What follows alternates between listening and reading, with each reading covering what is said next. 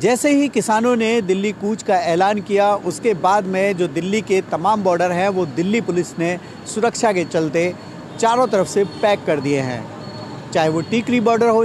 या सिंगू बॉर्डर हो, या फिर और गाजीपुर जैसे बॉर्डर जो है वो पूरी तरीके से पैक कर दिए गए हैं। फ़िलहाल जो दिल्ली की चारों तरफ की सीमाएं हैं उसमें कहीं से किसान ना घुस पाए, इसके लिए दिल्ली पुलिस ने चाक चौबंद व्यवस्था की है। वहीं किसान जो है हरियाणा और पंजाब के किसान जैसे ही शंभू बॉर्डर पहुँचे तो वहाँ पर भी एक बैरिकेडिंग कर दी गई है। जगह जगह हरियाणा, पंजाब और हिमाचल के इलाकों में किसानों को रोकने के लिए जो सड़कें हैं वो पूरी तरीके से बंद कर दी गई हैं और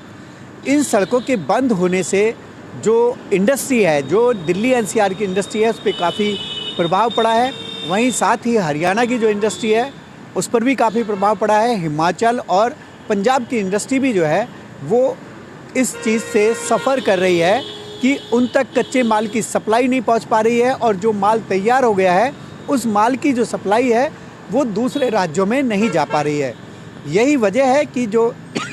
चीज़ें हैं वो काफ़ी कम हो गई हैं, चीज़ों के दाम जो है वो बढ़ने लगे हैं। इसके अलावा कुछ जो स्टॉक्स जो है वो कंपनियों के पास पड़े हुए हैं, कंपनियों ने अपने स्टॉक को होल्ड करना शुरू कर दिया है। जिस तरीके से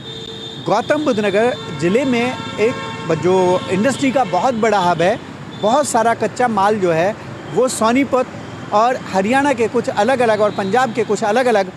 इलाकों से वो गौतम बुद्ध नगर यानी कि नोएडा पहुंचता है। वहां पर तब जाकर के एक जो प्रोडक्शन है वो कंप्लीट होता है और जो गौतम बुद्ध नगर में जो चीज़ें बनती हैं उनको जो है दूसरे इलाकों में पहुंचाया जाता है, जिनमें आपका हरियाणा भी है, पंजाब भी है, जम्मू कश्मीर भी है और साथ साथ हिमाचल भी है। यानी कि जो पूरा एक नॉर्थ इंडिया का बड़ा हिस्सा जो है वो करीब 5 राज्य जो है इस तरीके से जो उनकी जो लॉजिस्टिक लाइफलाइन है, रोड जो है वो पूरी तरीके से टूटती हुई नज़र आ रही है, क्योंकि बहुत सारी ऐसी एसेंशियल चीज़ें हैं जो इन इलाकों में नहीं पहुंच पा रही हैं। जो सप्लाई चेन है वो कहीं ना कहीं ब्रेक होती हुई नज़र आ रही है। इससे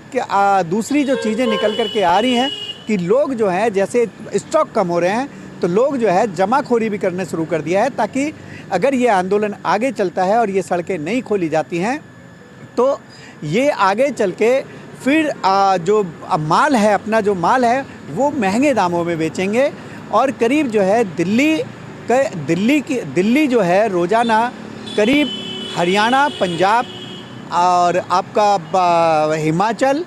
और जम्मू कश्मीर से करीब 5 से 7 लाख लोग जो है वो रोज़ाना दिल्ली आकर दिल्ली की मार्केटों से वहाँ पर ले जा कर के दुकानदारी करते हैं।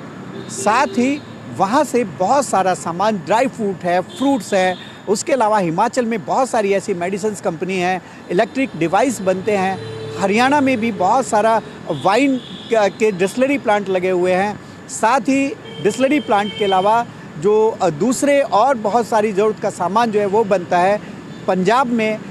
जो बच्चों के डायपर होते हैं वो बनाए जाते हैं। साथ ही जो कपड़े का बहुत बड़ा मार्केट है लुधियाना, और उसके अलावा जो मेन काम जो है वो पानीपत में रंगाई और कपड़ों की रंगाई और पेंटिंग का काम होता है। तो इस तरीके से जो पूरा इंडस्ट्री का जो पूरी जो सप्लाई चेन है वो कहीं ना कहीं टूट गई है, क्योंकि जो सड़क है, सड़क पर किसान बैठे हुए हैं, पुलिस के जवान बैठे हुए हैं और जो लोगों की ज़रूरत का जो सामान है वो लोगों तक नहीं पहुंच पा रहा है। ऐसे में सवाल यही उठता है कि अगर ये किसान आंदोलन जल्दी से हटाया नहीं गया या वहाँ पर सड़कें खाली नहीं की गई तो कहीं ना कहीं लोगों को अच्छी खासी मुसीबत का सामना करना पड़ सकता है। कैमरा पर्सन हरविंदर सिंह ढिल्लन के साथ में मोहम्मद यूसुफ, न्यूज़ 24 दिल्ली।